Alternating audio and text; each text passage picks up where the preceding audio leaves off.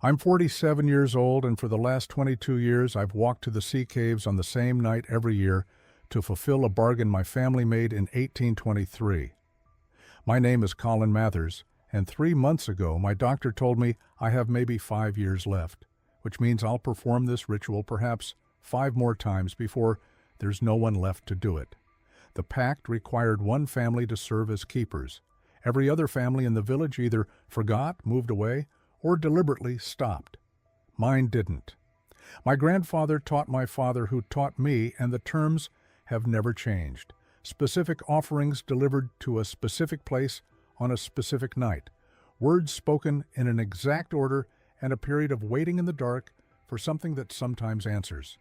I don't know if the sirens are real. I've stood in that cave 22 times and heard things I can't explain and seen nothing I can prove. But I know what happened the one year my grandfather didn't go, and I know what he did to atone for it, and I know he made me swear on his deathbed that I would never, under any circumstances, miss a year. The village doesn't remember why we do this. Most people assume it's just Mather's family eccentricity, some quaint tradition we maintain for tourism or stubbornness.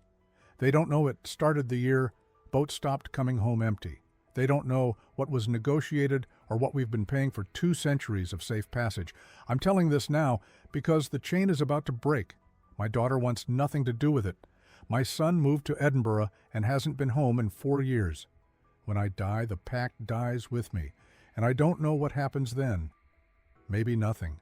Maybe the sirens, if they exist, will simply accept that the agreement has ended. Or maybe the village will learn what my family has been preventing all this time. This is the story of what was promised, what it costs to keep that promise, and what my grandfather saw the year he tried to stop. The crisis began in the spring of 1823. The Mathers family records, a leather journal kept by my great-great-great-grandfather Duncan, describe it in careful handwriting that grows increasingly unsteady as the entries progress. April 12th.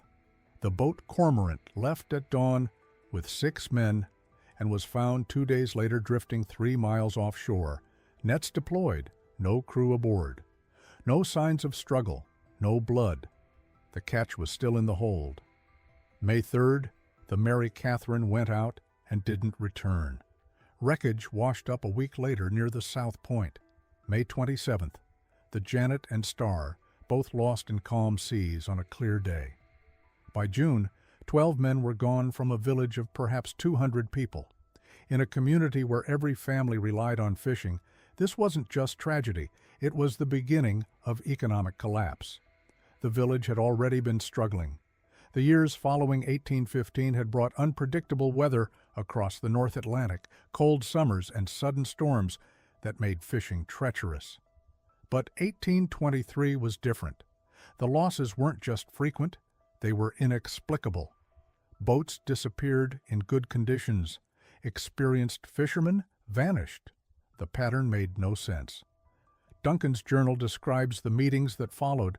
The village gathered in the kirk on June 30th, not for prayer, though the minister led one, but for practical discussion of survival.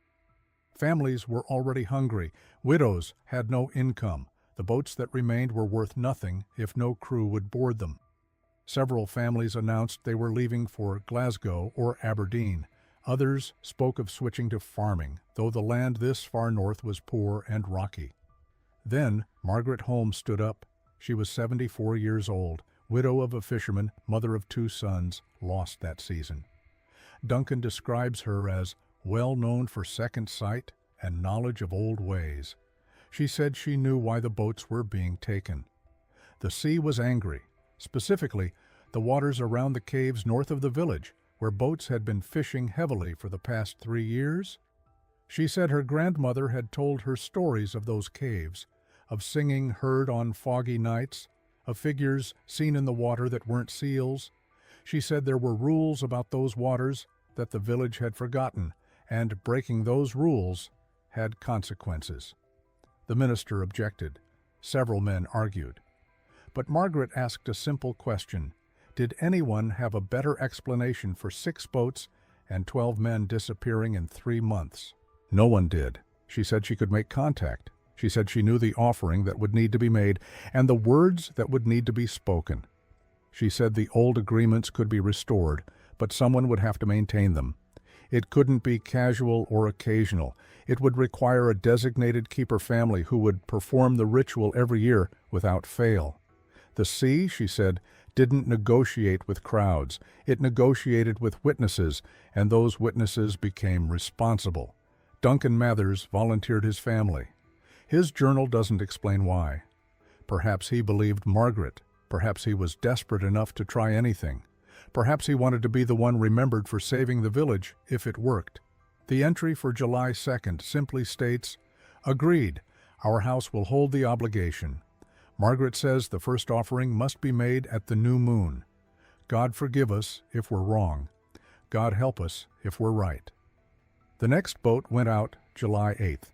It came back with a full catch and all hands safe. 3 more boats followed over the next week. All returned.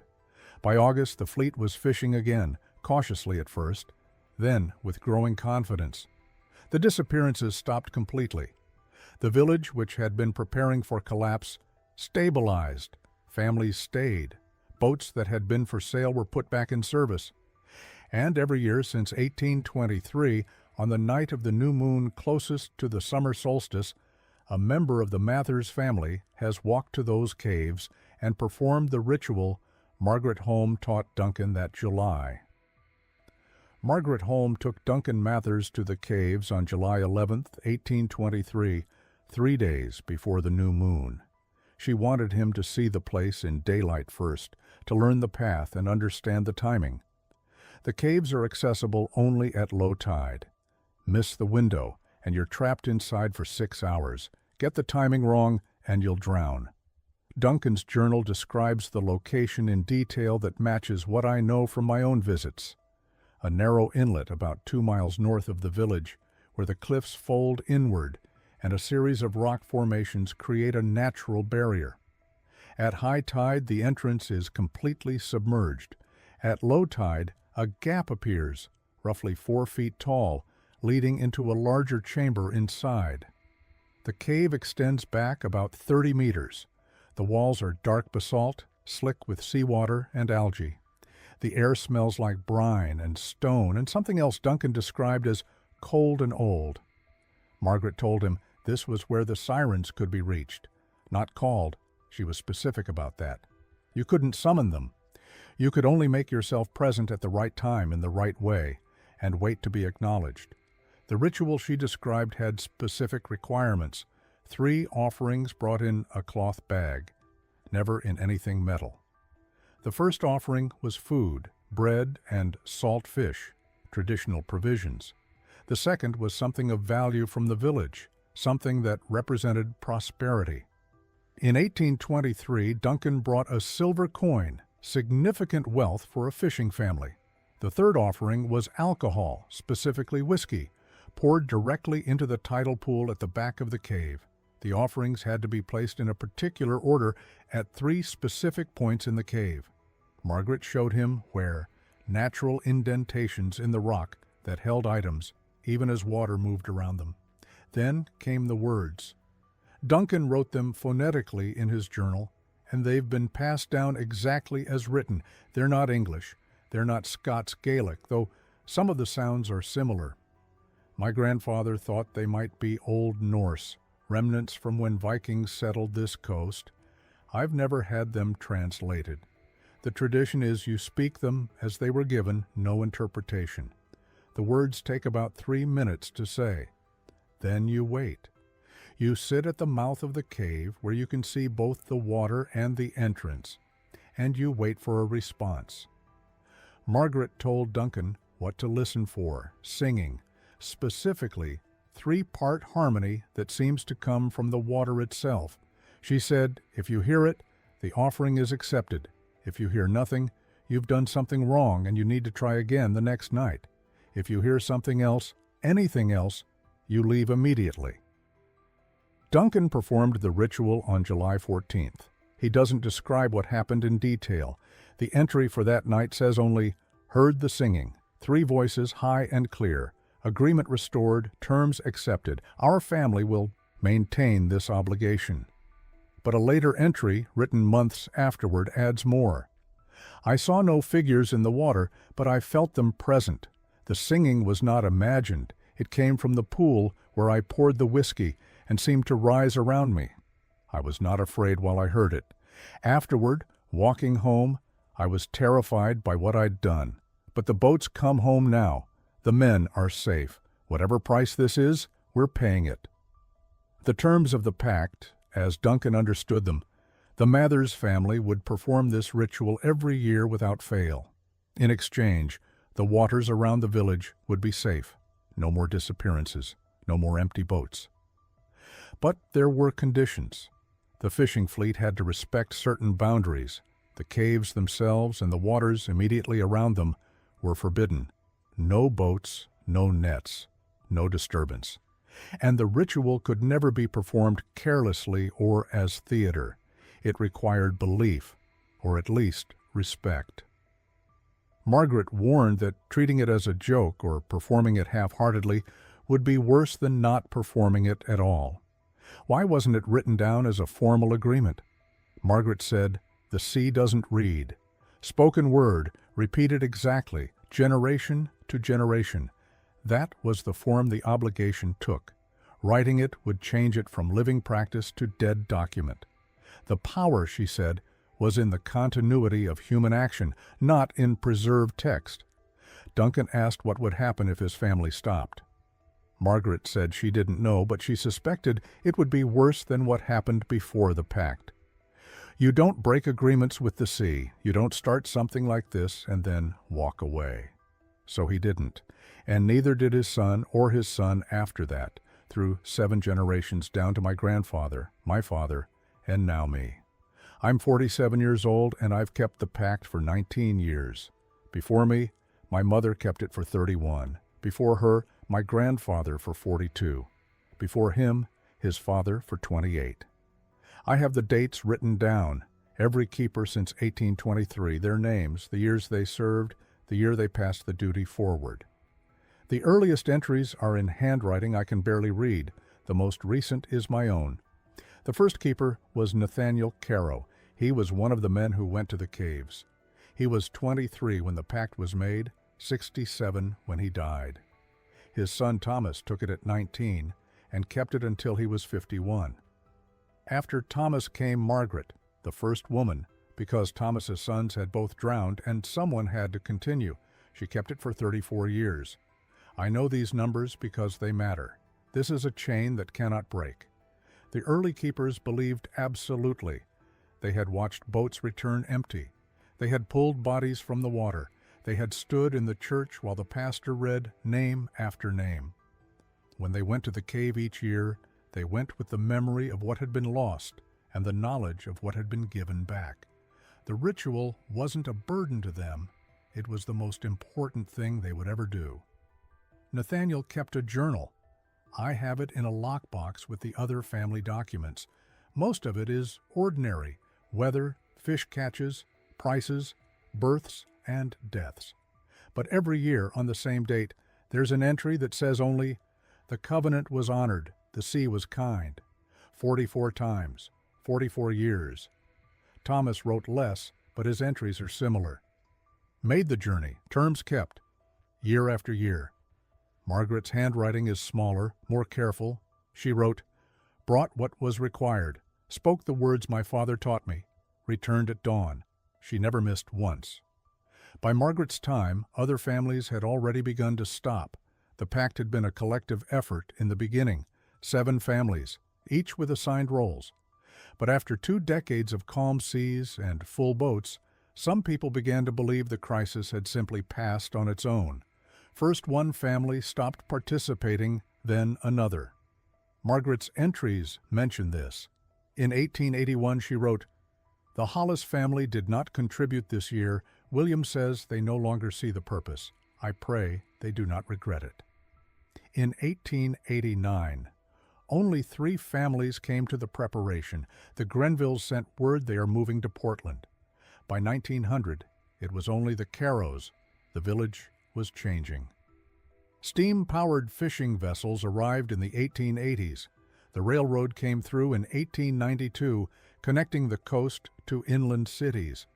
Young people left for factory work. The population that had been 340 in 1823 was 280 by 1900, then 220 by 1920. Fishing was no longer the only way to survive, but the Carrows kept the Pact. Margaret's son Robert took it in 1903. He was the first keeper who had not lived through the original crisis or heard first-hand testimony from those who had. He knew the stories, but they were stories, history, not memory. His journal entries are more questioning. In 1910 he wrote, "I do not know if the old people were right about what they heard in the caves. I do not know if what we do each year has power. But I know that since 1823, this village has lost no boats to sudden storm, no men to the vanishing calm. Other towns have not been so fortunate. I will not be the one to test whether this is covenant or coincidence." Robert kept it for 36 years. His daughter Helen took it in 1939, the year the war began in Europe. She was 20 when she made her first journey to the caves. By then, the village had a paved road, telephone lines, electric lights in most houses. Fishing boats had radios and diesel engines. The world had modernized around the ritual. Helen's entries are brief and factual. She recorded the date, the conditions, whether the tide tables were accurate. She noted when items were difficult to obtain, certain herbs, specific coins, things that had been common in 1823 but were rare or expensive by 1950. She adapted where she could, but she never omitted anything essential. She also noted once, in 1956, Thomas Meyer from the Historical Society asked to observe the ritual. I refused. Some things are not for outsiders, whether they believe or not. The village had begun to see the Carrows as a curiosity, quaint, a family that kept old traditions alive. Tourists started coming in the 1960s. The coast was scenic, the village was picturesque, and there was a family that still practiced some kind of folk ritual dating back centuries. Helen hated the attention. Her entries from the late 1960s mention reporters, photographers, a graduate student writing a thesis on surviving maritime superstitions. She refused them all. My grandfather took the Pact from Helen in 1971. He was her nephew. She never married, never had children. He was 32, married with 2 young kids. One of them was my mother. This is where the record becomes less formal. My grandfather didn't keep a written journal like the earlier keepers. He maintained the tradition, but he didn't document it with the same reverence. The world had changed too much. The village was a tourist stop now, population down to 180, fishing mostly recreational. The original reasons for the Pact, the terror, the desperation, were impossibly distant. But he kept it, every year, even when it cost him. My mother told me that other kids used to mock her at school. "Your dad talks to mermaids. Does he bring them birthday cake?" That sort of thing.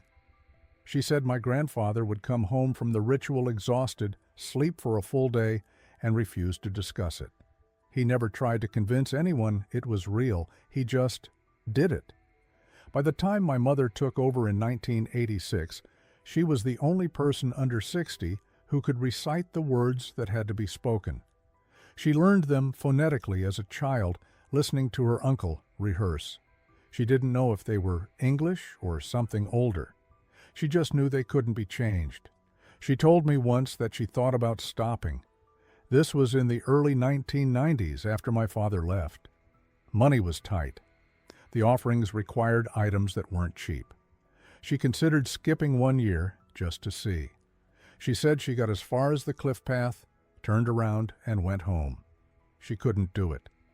Not because she was certain the Pact was real, but because she was certain she couldn't bear being the one who broke it after 170 years. She kept it until 2005.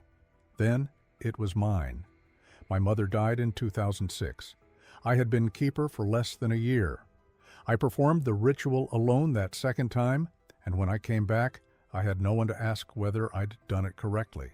I had her notes, pages and pages of instructions, written out in detail because she knew her time was running out.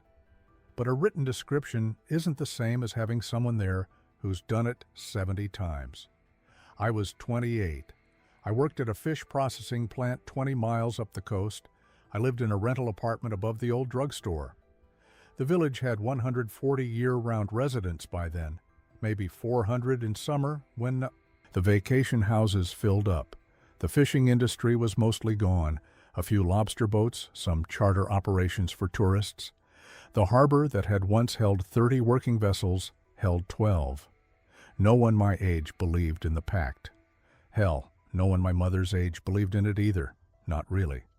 It was a tradition, a piece of heritage, the thing that made our family slightly famous in a town where nothing much ever happened. Travel bloggers wrote about it. The last keeper of an ancient coastal ritual. That kind of thing. They'd show up asking for interviews, wanting to film the ceremony, offering money. I refused. My mother had refused. My grandfather had refused. Some things stay private, whether they're sacred or just stubbornly maintained family delusion. But I kept it. Every year, third week of September, when the moon is dark and the tide schedule aligns. I requested the same days off work every year. My supervisors thought it was religious. Close enough. The ritual takes preparation. A week ahead, I start gathering what's required. Some items are easy: salt, bread, wine, silver coins. Some are harder. There's a specific type of dried fish that almost no one sells anymore. There are herbs that don't grow locally and have to be ordered months in advance. There are objects that have to be made by hand according to instructions I don't fully understand, but follow exactly. The total cost in materials and time is roughly $2,000 a year. That's on my salary from the processing plant. I don't have children. I don't take vacations. I drive a 15-year-old truck. This is where the money goes. I asked my mother once why we couldn't simplify it, use substitutes, modern equivalents. She said my grandfather had asked Helen the same question, and Helen had said that the first keepers had been very specific about what was required, and that changing any element was the same as breaking the pact entirely. You do it right, or you don't do it, so I do it right. The ritual begins at sunset. I take everything to the coast, park at the trail access, and walk down to the cliff where the cave system opens. Timing matters. The caves are only accessible for about 90 minutes during the lowest part of the tide cycle. Miss the window, and you're either locked out or trapped inside. People have died in these caves. There are signs posted, no entry, dangerous conditions. I ignore them. The entrance is a gap between rocks that looks too narrow until you're right in front of it. You have to crouch, then crawl for about 15 feet before the passage opens up. The first time I did this, following my mother, I thought I was going to get stuck. Now I know the tight sections by feel. Inside, the cave is larger than you'd expect. There's a central chamber, maybe 20 feet across, with a pool of seawater in the middle. The walls are slick and black. The air smells like salt and old stone. The only light is what I bring, a flashlight, and later, candles. I set up the offerings on a flat rock ledge at the far side of the pool. Specific arrangement: bread to the left, fish to the right, coins in the center, wine poured into the water. Other items placed according to the pattern my mother drew for me, which matches the pattern her uncle taught her, going back to Nathaniel. Then I speak the words. I don't know what language they are. They don't sound like English or French or any indigenous language I've researched. The syllables are harsh and fluid at once, clusters of consonants, followed by long vowels. I learned them phonetically, listening to my mother recite them over and over during the last months of her life. There are 43 lines. I have them memorized. I've never written them down. I speak them aloud, facing the pool, and my voice echoes off the stone. Then I wait. This is the part my mother couldn't explain. You'll know, she said, or you won't. But you have to wait until you're certain. What I'm waiting for is a response. Sometimes I hear nothing but water and my own breathing. Sometimes I hear sounds I can't identify, clicks or scraping, or something that might be movement in the deep water. Twice I've heard something that sounded like vocalization, not words, not human, but intentional. I don't know if it's real. I don't know if I'm hearing actual responses from whatever my ancestors made this pact with, or if I'm hearing natural cave acoustics and letting my brain pattern match them into meaning. But I wait until I feel released. That's the only way I can describe it. There's a moment when the air changes, or the tension breaks, or I just know I'm done. It's happened every time. Even the first time, terrified and alone, I felt it. A sense of completion, of the transaction being accepted. Then I leave the offerings and I go. The walk back is always harder. It's full dark by then. The tide is coming in. I'm exhausted. I've scraped my hands and knees on the rocks. My clothes are soaked with seawater and sweat.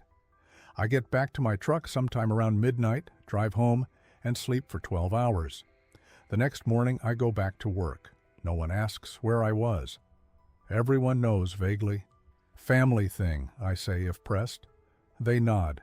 The weird Caro tradition keeps the tourists interested. But here's what I also know. Since 1823, this village has had 0 unexplained maritime deaths. Not one. Boats from here don't sink in freak storms. Fishermen from here don't vanish in sudden fog. We've had accidents, a heart attack on deck, a fall from rigging, but nothing like the disappearances that happen up and down the rest of the coast. Check the records. I have. Other towns lose people. We don't. Is that the pact? Is it coincidence? Is it geography? Maybe our harbor is sheltered, our current safer? I don't know. But the one time someone tried to stop keeping the pact, things went wrong. That was my grandfather. And what happened to him is the reason I will never, ever miss a year. My grandfather decided to stop in May of 1973. He was 58 years old. He'd performed the ritual every year since he was 16, when his own father had taken him to the caves and passed the words down. 42 years without missing once. And then he looked at the calendar that spring and made a choice. I know this because he documented it. He kept a journal, not about the ritual itself, which was never to be written down, but about his life around it. The entry from May 14, 1973 is brief. Can't afford it this year. The offering costs too much and the boats need repair. It's just old superstition anyway. Time to be done with it. He had 4 children by then. 3 had already left the village. The 4th, my father, was 17 and openly contemptuous of what he called grandfather's sea cave nonsense. My grandfather's wife had died the previous winter. The fishing had been poor for 2 seasons.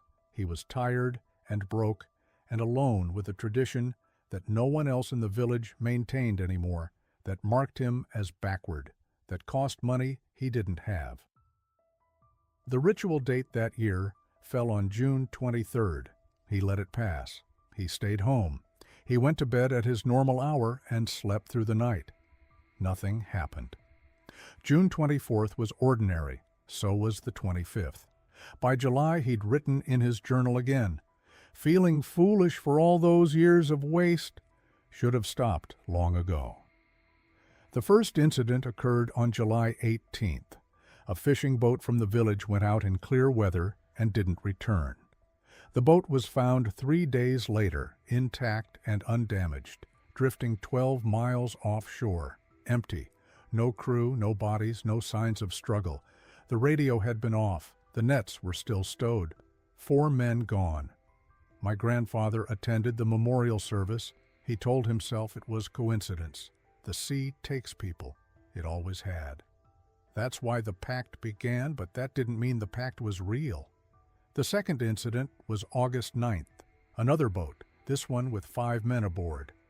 They went out at dawn. By noon, they were radioing about engine trouble. By 2 p.m., the radio went silent. The Coast Guard found the boat before sunset. Again, empty. Again, undamaged. The engine was fine. The radio was fine. 5 men gone. The village was small, maybe 200 people then. Losing 9 men in a month was catastrophic. There were meetings, theories. The Coast Guard investigated.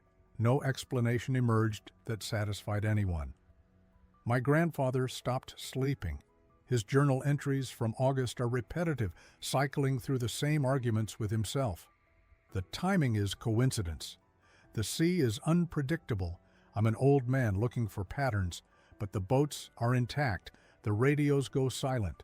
It's been 42 years, and there was never a summer like this. Never, not once. On August 23rd, his son, my father, came to him and said, quietly, that people in the village were beginning to talk. Not about the Pact specifically. Most people didn't remember it by then. But several of the older residents had noticed my grandfather hadn't gone to the caves in June, and now there were 9 men gone. And wasn't it strange that all those years his family had done that ritual? The village hadn't lost anyone at sea, not like other towns up the coast, not like this. My grandfather made his decision that night. But the ritual date had already passed. The Pact specified 1 night each year, calculated by a formula involving the full moon and the tide tables. June 23rd had been the night.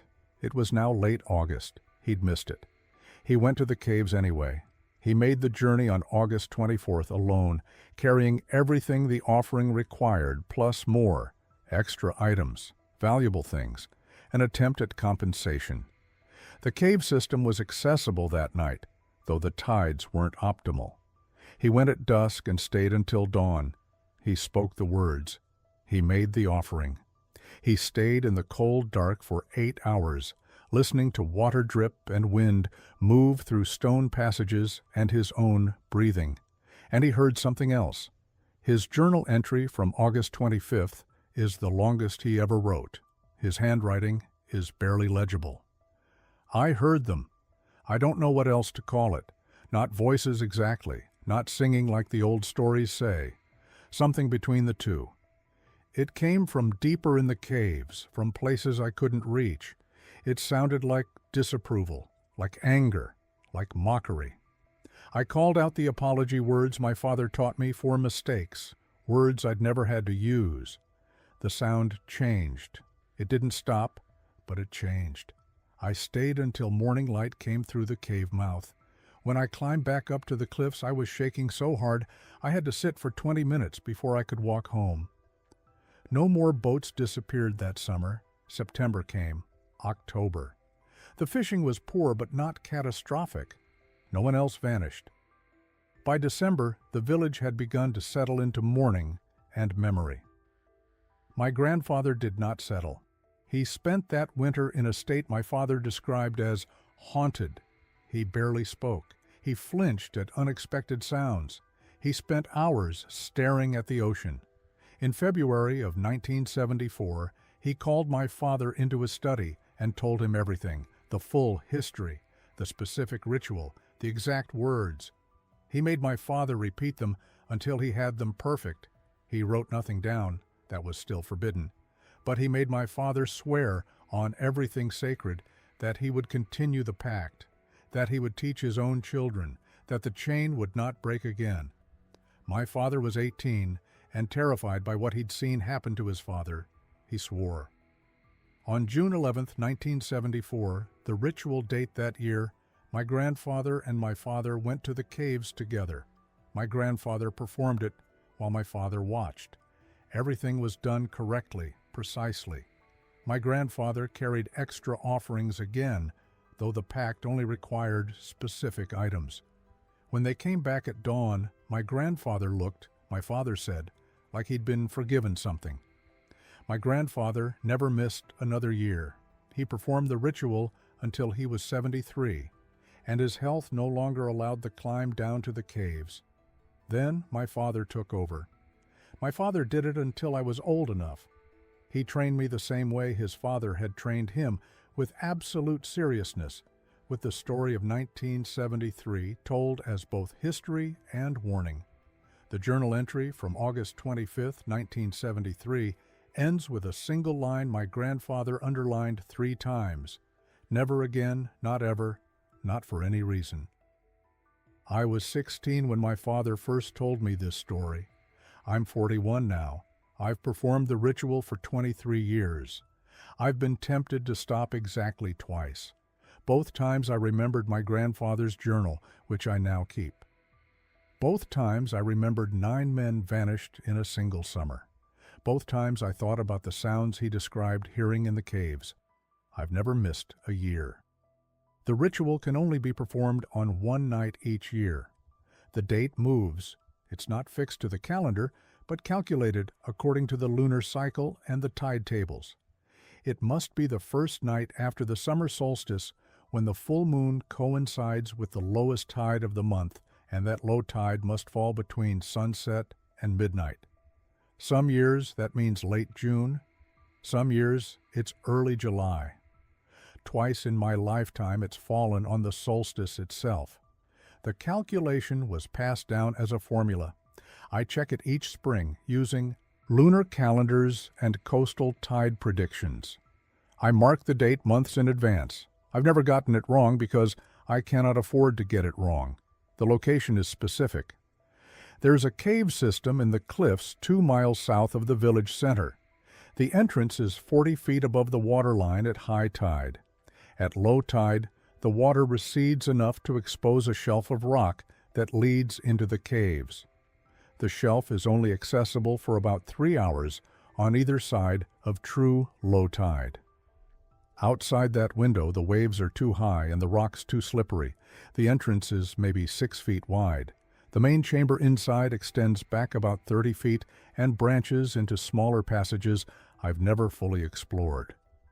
I arrive at sunset. I climb down from the cliff path using rope and handholds that have been there longer than I've been alive. The climb takes 20 minutes and requires careful attention because the rock is often wet. I've done it in fog, in light rain, once in wind strong enough that I had to wait an extra hour before descending. The ritual requires me to reach the cave mouth before the moon rises over the water. That's non-negotiable. The offerings must include 6 specific items. I'll describe 5 of them. The 6th I was told never to name outside my family, and I'm keeping that instruction. First, a length of silver chain, at least 12 inches long, no links broken. It doesn't have to be expensive silver, but it must be real. I've bought these from jewelry supply stores, from pawn shops, from online dealers. They cost anywhere from $40 to $200, depending on thickness and purity. Each year requires a new one. Second, bread baked that same day before sunrise with salt from the ocean, not sea salt from a store, actual seawater boiled down. I collect it myself the day before. The bread must be round and unbroken when I bring it. Third, a bottle of wine, red, dry, from a coastal vineyard. This is the easiest item to source, but it still requires thought. The Pact was made in the 1820s when wine was a luxury here. I've wondered if the specificity matters less now, but I don't experiment. Fourth, a handwritten letter. Each year I write it the night before. It contains 3 things: my name and the names of my parents and grandparents back 4 generations, an acknowledgement of the Pact's terms, a request for the village's continued protection. The letter must be written in ink on paper that will dissolve in seawater. I leave it at the cave's edge where the tide will take it. Fifth, a piece of worked iron, a nail, a hinge, a horseshoe, something forged, not cast, something that shows human labor. I've used old boat hardware, antique hinges, hand-forged nails bought from a blacksmith 3 towns over who thinks I'm a collector. The 6th item I carry in a wooden box my grandfather made. It stays in that box until I'm inside the cave. I've never photographed it. I won't describe it here. I arrange the offerings on a flat stone shelf 10 feet inside the main chamber. The shelf is worn smooth in a way that suggests 2 centuries of use. I set them in a specific pattern, the chain in a circle, the bread at the center, the other items around it at the cardinal points. The wine I pour into a depression in the rock that might be natural or might have been carved long ago. The letter I place at the cave mouth where the tide will reach it. Then I speak the words. They're in an older form of English mixed with something else. Maybe Scots Gaelic, maybe something regional that's since died out. I don't know what all of them mean. I know their sounds. I was made to repeat them hundreds of times before my father let me perform the ritual alone. They take about 3 minutes to recite at the measured pace required. I speak them facing the back of the cave where the passages lead deeper into darkness. The words are part apology, part petition, part promise. They acknowledge a debt. They request mercy. They offer continuation of terms agreed upon long ago. I won't transcribe them. That's another prohibition I'm keeping. After the words, I wait. The pact requires me to stay in the cave until moonlight reaches the back wall of the main chamber. Depending on the angle and the time of moonrise, this takes between 2 and 4 hours. I sit on the cave floor. I listen. I watch the moonlight move across stone. I stay awake. Sometimes nothing happens. The cave is cold and damp. Water drips. Wind moves. Through the passages, small waves echo from the entrance. I sit in the dark with my offerings and my words and my family's 200-year-old promise, and the night passes slowly, and eventually the moon reaches the required position, and I'm released. But sometimes, not every year, but often enough, there are sounds. They come from the deeper passages. They might be wind moving through stone channels and patterns that suggest rhythm. They might be water flowing in cavities that create resonance. They might be acoustics playing tricks, turning my own breathing or heartbeat into something that sounds external. Or they might be voices. I've heard them 7 times in 23 years. They don't sound like human singing. They sound like singing might sound if you were underwater, if you were hearing it through stone, if the singer's mouth was shaped differently than yours. There's melody, but it's not music I can hold in my head. When I try to remember it later, it slides away. The first time I heard it, I was 19 and performing the ritual alone for my 2nd year.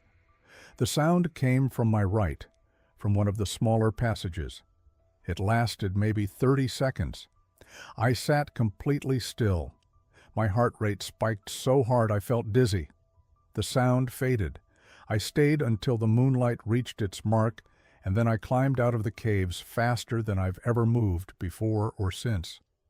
I told my father when I got home at dawn. He nodded. He said he'd heard it 3 times in his years as keeper. His father had heard it more often. They'd never investigated. The passages go deep and narrow and flood at high tide, and the pact doesn't require understanding, it requires performance. The last time I heard it was 2 years ago. I was alone in the cave on July 2nd. The offerings were arranged. The words were spoken. I'd been sitting for maybe 90 minutes. The sound came from behind me, from the cave mouth, from the direction of the ocean. It was clearer that time.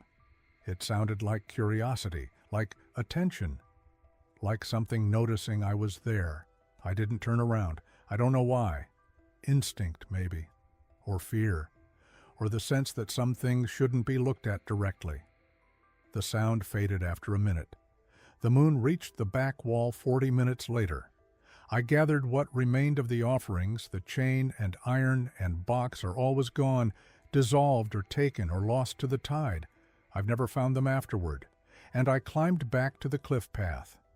I don't know what I'm doing when I perform this ritual. I don't know if the sounds are real. I don't know if anything receives the offerings. I don't know if the words I speak do anything at all. But I know my grandfather heard something in 1973 that changed him. I know 9 men disappeared the summer he stopped. I know no one from this village has been lost at sea in the 200 years the pact has been maintained, while neighboring towns have lost dozens. I know the ritual demands time and money and secrecy and effort. I know it's made me strange to my neighbors and distant from friends who can't understand why I'm unavailable every summer on a date I won't explain. And I know I'll perform it again this year, June 27th. The moon and tide align. I've already bought the silver chain. I'll bake the bread at dawn. I'll write the letter the night before. I'll make the climb down to the caves at sunset, and I'll speak the words my grandfather taught my father and my father taught me, because I don't know what happens if I stop. And after 41 years of life built around this ritual, after 23 years of performing it myself, after carrying my family's 200-year burden, I can't be the one who risks finding out. I'm 43 years old and I have kept this pact for 22 years.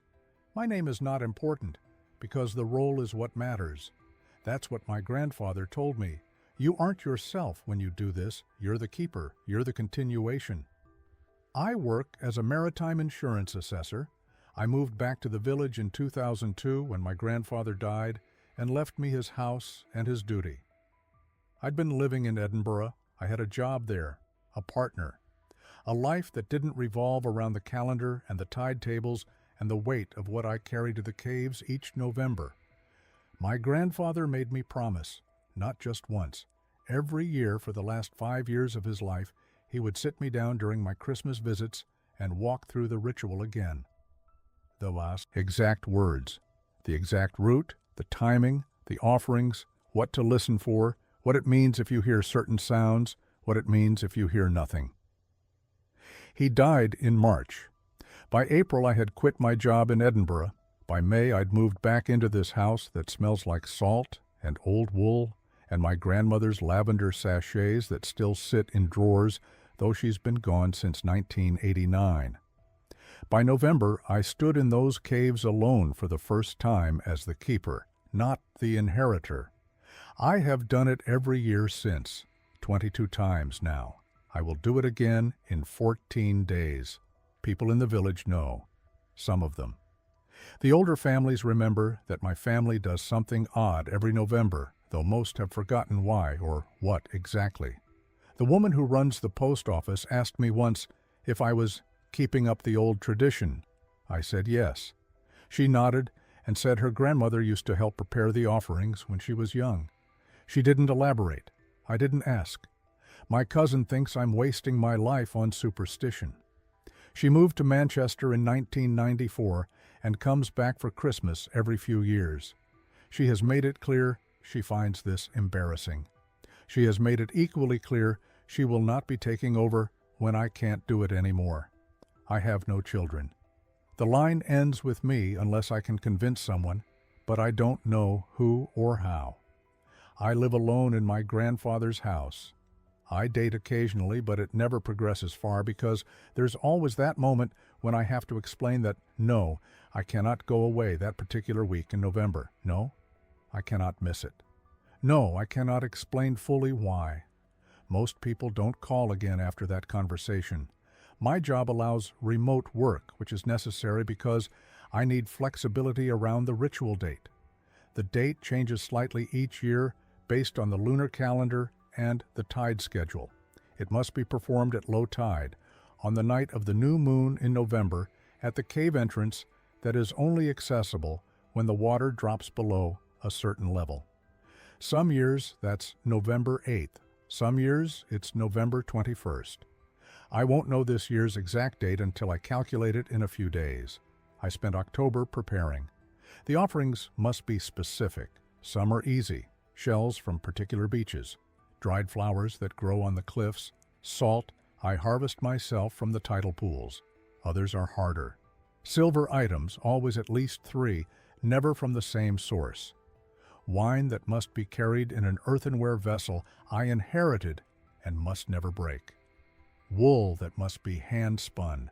I learned to spin wool because of this. I learned a lot of things because of this. The words must be memorized perfectly. They're in an old dialect I don't fully understand. My grandfather spoke them to me every year.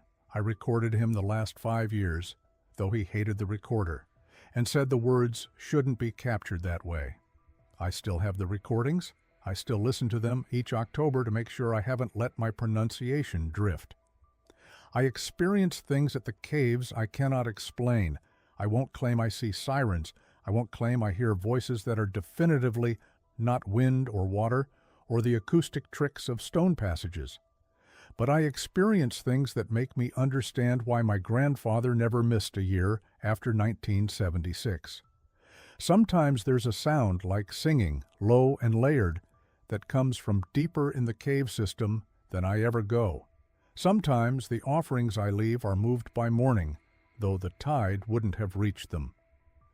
3 times I have seen lights in the water beyond the cave mouth, not fishing boats, not bioluminescence quite, something else. Once I felt what I can only describe as a hand on my shoulder while I spoke the words, standing alone in that cave with my back to the entrance. I told my cousin about that last one. She suggested anxiety and carbon dioxide buildup from poor cave ventilation. She's probably right. She might be right. I don't know if I believe in sirens. I believe my grandfather believed.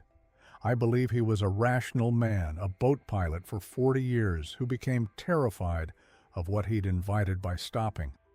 I believe this village has lost fewer boats than the neighboring villages over 2 centuries, though I haven't proven that statistically. I believe I cannot be the one to risk breaking this. In 14 days, I will pack the offerings. I will check the tide schedule one final time. I will walk down to the caves in darkness and perform the ritual exactly as my grandfather taught me, exactly as his mother taught him, exactly as it has been done for 200 years. I will speak the words in a language I don't understand to something I'm not sure exists. And I will come home and go back to work and live my quiet life and know that I have 13 more months before I have to do it again, unless something happens to me first. That's what keeps me awake some nights. Not the fear of sirens, the fear of car accidents or illness or sudden death, the fear of being unable to complete the ritual not by choice but by chance. I don't have a backup keeper. The family rejected this. The village forgot this. I'm the only one left. I am 43 years old, and I carry 200 years of agreement on my shoulders, and I don't know what happens if I drop it. The physical evidence for the pact exists in fragments. My grandfather's journals, which I keep in a waterproof container now. My great-grandmother's record book from 1923 to 1967, entries in faded ink marking each November ritual with check marks and occasional notes. Photographs of my ancestors standing near the cave entrance. A small museum in the neighboring village has a display on local maritime traditions that includes one paragraph about unusual offerings found in coastal caves, though they don't name our village specifically. The cave system itself is real. I can take you there. The entrance is marked on current geological surveys. The formations inside match descriptions from my family's records going back to 1842. The spot where offerings are left shows centuries of use. Smooth stone worn by repeated placement of objects, discoloration that might be old wine or might be mineral deposits. I went through 200 years of local maritime records 3 years ago. It took me 4 months. I wanted to know if the pattern was real or if we had convinced ourselves into seeing one. The village records show 18 boat losses between 1803 and 1823. After the Pact allegedly began, the count drops. 19 losses total from 1823 to 2023. 2 centuries versus 2 decades, nearly the same number of incidents. The neighboring village of Portmore, just 8 miles up the coast with similar population and similar fishing activity, lost 43 boats in that same 2-century span. But Portmore has a more dangerous harbor approach. Their boats went further out historically because of different fish migration patterns. Their records are less complete because of a fire in 1891. The comparison isn't clean. I tried to control for variables. I looked only at losses within 5 miles of shore in comparable weather conditions during comparable seasons. The pattern holds somewhat. Our village, 4 boats in 200 years under those conditions. Portmore, 11 boats. The village of Strath to the south, 14 boats. A marine historian I consulted said our harbor has unusually favorable geometry. The reef formation creates natural protection that the other villages lack. The harbor's shape means calmer water, even in storms.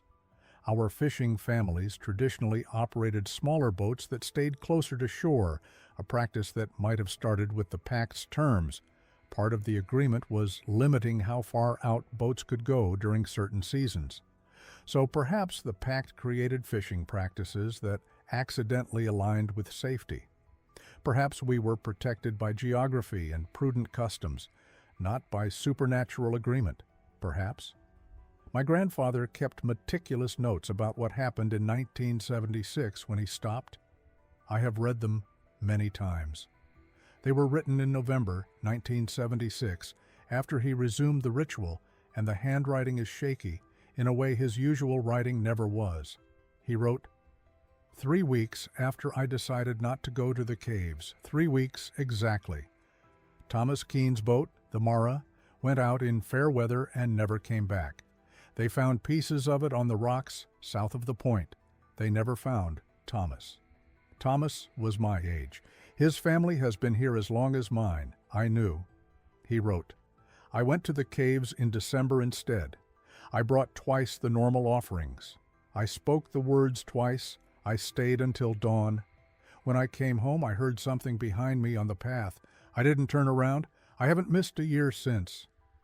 Thomas Keene's death is documented. The boat loss is in the records. Fair weather, experienced captain, calm seas, unexplained disaster. It happened 3 weeks and 2 days after the November date. My grandfather missed. Correlation is not causation. One incident is not a pattern. Fair weather is not a guarantee. The sea kills experienced captains regularly for no reason anyone can name. But my grandfather believed. He believed with such conviction that he extracted promises from me years before he died, that he spent his final months drilling me on every detail, that he left me a letter to be opened after his death that said only, do not be the one to break it. Whatever you think, whatever you doubt, do not be the one. I have experienced things at the caves I cannot fully explain. The sounds could be wind through stone passages, creating harmonic frequencies. The lights could be bioluminescent algae blooming in unusual patterns. The sense of presence could be adrenaline and expectation, and the psychological weight of performing a ritual in isolation. I recorded audio during the ritual 4 years ago. I wanted evidence. I wanted to know if the sounds I heard were real or imagined. The recording captured what might be singing, low and layered, underneath the wind noise and the water echo. I played it for a sound engineer. She said it was probably interference from the cave's mineral content affecting the microphone, possibly distant boat engines. The human brain finds patterns in noise, she said. We hear music in static. She's probably right. Last November, I left the offerings and spoke the words and waited in the darkness. I heard the sound again, the low singing that seems to come from deeper in the caves. Then I heard something closer, a splash near the cave entrance behind me. I turned. I saw movement in the water. Something surfaced briefly. I saw what might have been a face, pale in the moonlight. It might have been a seal. We have seals in these waters. It might have been driftwood and shadow. I cannot prove it was anything else. I cannot prove it wasn't. I have days I feel certain this is elaborate superstition, that I'm wasting my life maintaining a tradition that only ever worked because it imposed fishing restrictions that happen to be sustainable. I have days I think about my cousin in Manchester, her freedom, her contempt for what I'm doing, and I wonder if she's right. Then I think about being wrong. I think about stopping, about walking away, about being the one who breaks 200 years of agreement. I think about what might happen if the pact is real, and I'm the one who ends it. I think about Thomas Keene's boat smashed on the rocks 3 weeks after my grandfather stopped. The cost of continuing is high. I am alone. I am bound to this place and this duty. I have structured my entire life around something I cannot prove matters. But the cost of being wrong is higher. If I stop and nothing happens, I've wasted my life on superstition. If I stop and something happens, boats lost, people dead, the village punished for broken faith, I am responsible. The evidence is ambiguous. The rational explanations are plausible. My own experiences are unreliable because I bring expectation with me to those caves every November. I know this. I also know I will perform the ritual again in 12 days. I know I cannot be the one to test whether it's necessary. The asymmetry of risk is too great. The weight of possibility is too heavy. I don't know if sirens exist. I know my family believed for 200 years. I know something has kept this village's boats safer than our neighbors. I know I have experienced things I cannot fully explain. I know my grandfather's terror was real, even if its source might not have been. And I know that belief itself has power. Whether or not the sirens are real, the Pact is real. It has shaped my family, this village, 2 centuries of behavior and tradition and duty. It has shaped me. That reality exists, independent of whether supernatural beings wait in underwater caves. I will keep the Pact until I cannot keep it anymore, not because I'm certain it works, because I cannot afford to be the one who discovers what happens if it doesn't. I have no children. I'm 47 years old and that window has closed. The chain ends with me. My grandfather extracted a promise from me when I was 19. He made me swear I would maintain the Pact and pass it to my children, as it had been passed for 2 centuries. I meant the promise when I made it. I had every intention of having children. I assumed there would be time. There wasn't. I think about the ending constantly. Now, 4 scenarios present themselves.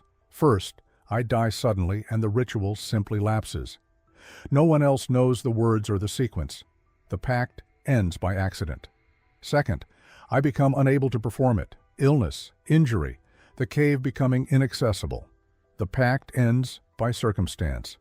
Third, I decide deliberately to stop. I perform it one final time with the intention of closure. The Pact ends by choice. Fourth, I find someone outside the family willing to learn and continue. The Pact survives, but the bloodline requirement breaks.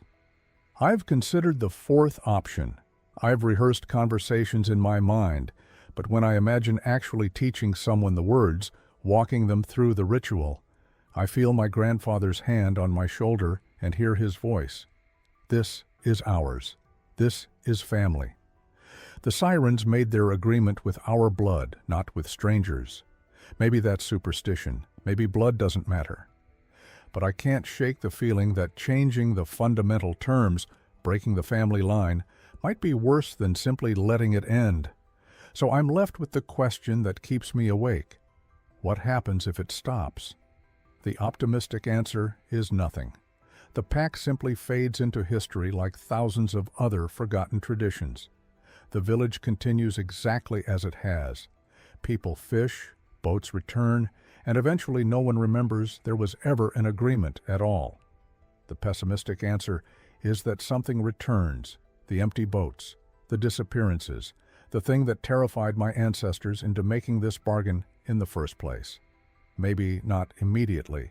Maybe it takes a season, or a year, or 5 years. But eventually, the sea takes what it's owed. I don't know which I believe. Some days I'm certain the whole thing is just inherited anxiety and pattern-seeking. Other days I remember standing in that cave, hearing something that wasn't wind or water, and I'm certain there's something listening when I speak those words.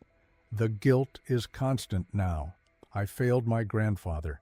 I failed 2 centuries of family who maintained this through poverty, through wars, through the skepticism of neighbors who thought they were foolish. They all carried it forward, and I'm the one who drops it. Except I haven't dropped it yet. Every year I go to the cave. Every year I fulfill the terms. I'm not brave enough to be the one who tests what happens if I stop. I reach my house as dawn breaks. The bag is empty, the words spoken, another year's obligation complete.